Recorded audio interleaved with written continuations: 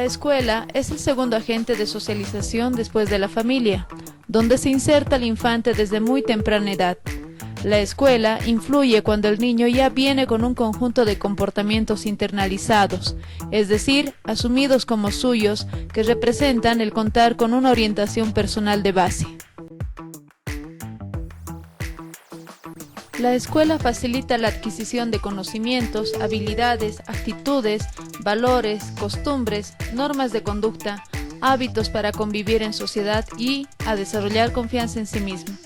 En este contexto, los profesores son un modelo a seguir para niños, adolescentes y jóvenes. Los profesores son referentes acerca de las expectativas del sistema a las que los estudiantes deben responder para verse favorecidos, y al mismo tiempo el sistema se verá favorecido cuanto mayor respuesta de apego de los estudiantes exista en relación al sistema educativo. Estas expectativas exigen en muchos casos conformismo y pasividad en el alumnado.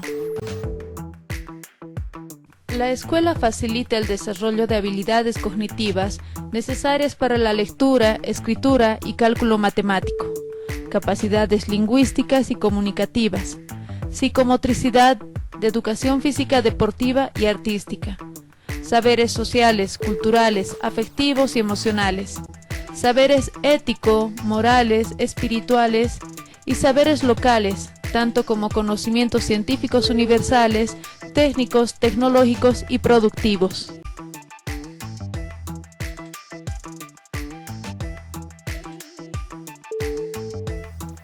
Para localizar a la escuela en el sistema educativo de Bolivia, es necesario conocer la Ley de Educación Avelino Ziñani Elizardo Pérez, llamada también Ley 070. A través de esta ley, el Estado y la sociedad tienen intuición plena sobre el sistema educativo, que estructuralmente se comprende en tres subsistemas: subsistema de educación regular, subsistema de educación alternativa y especial, subsistema de educación superior de formación profesional. La escuela se encuentra dentro del subsistema de educación regular. A su vez, el subsistema de educación regular se encuentra organizado en tres niveles: educación inicial en familia comunitaria, que tiene una duración de 5 años, educación primaria comunitaria vocacional con una duración de 6 años, y educación secundaria comunitaria productiva con una duración de 6 años.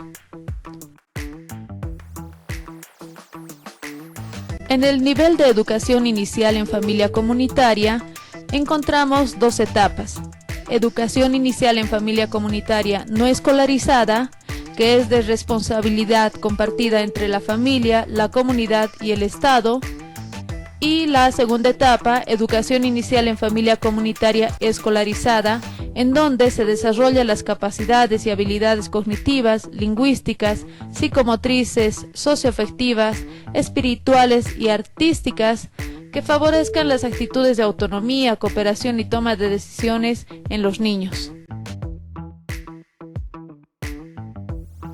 La escuela como institución social cumple las siguientes funciones.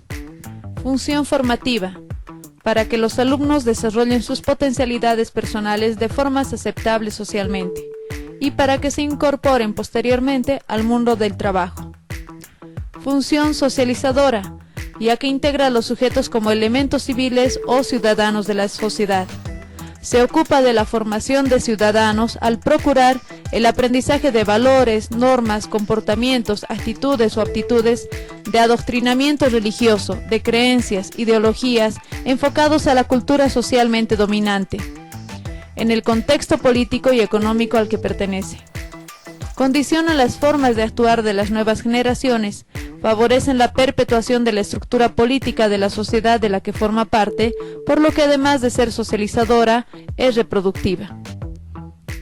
La función de custodia sirve para permitir a los padres salir de los hogares, permitir la incorporación de la mujer al mundo del trabajo, mientras los hijos estén seguros y fuera de la calle.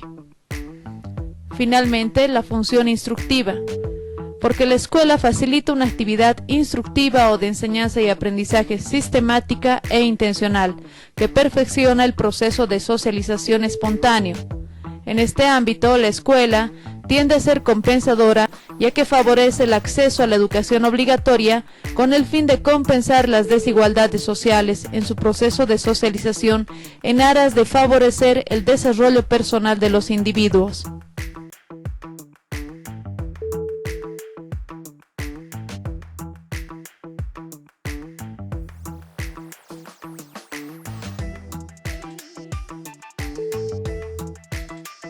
El grupo de pares es un agente de socialización. Está formado por un grupo social de miembros de edad homogénea o que tienen similares características de desarrollo personal y social.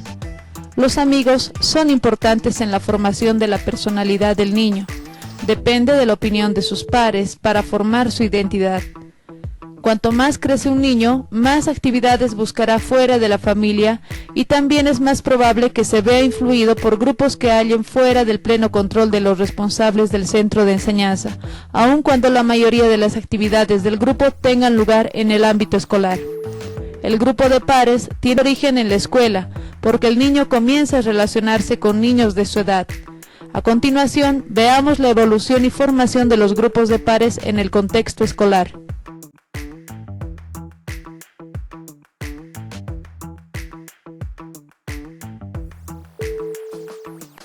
En la etapa preescolar o infantil, los niños más pequeños suelen jugar solos durante la mayor parte del tiempo, y cuando empiezan a relacionarse con otros niños, rara vez forman grupos, prefiriendo por lo general jugar en parejas.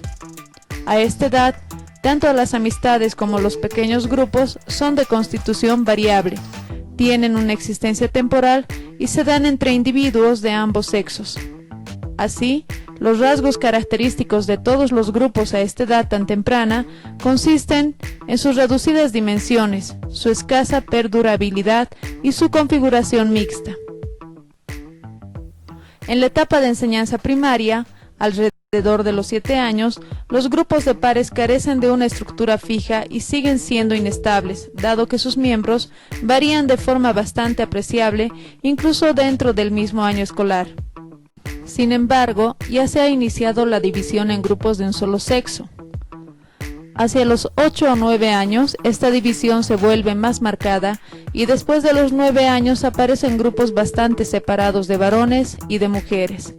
En esta fase no se verá, o es poco frecuente ver, a un niño jugando con niñas o viceversa. Y dentro del grupo de pares se aplican severos castigos que garantizan que cada sexo se adecuará a la conducta que de él se espera.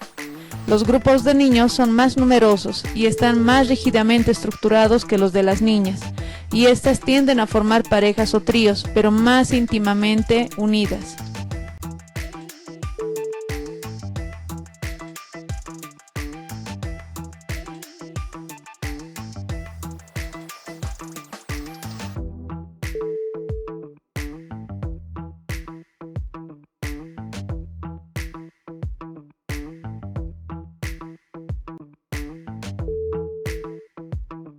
En la etapa secundaria, los grupos se forman en torno a diferentes actividades a las cuales se les atribuye un estatus determinado dentro de cada categoría de grupo.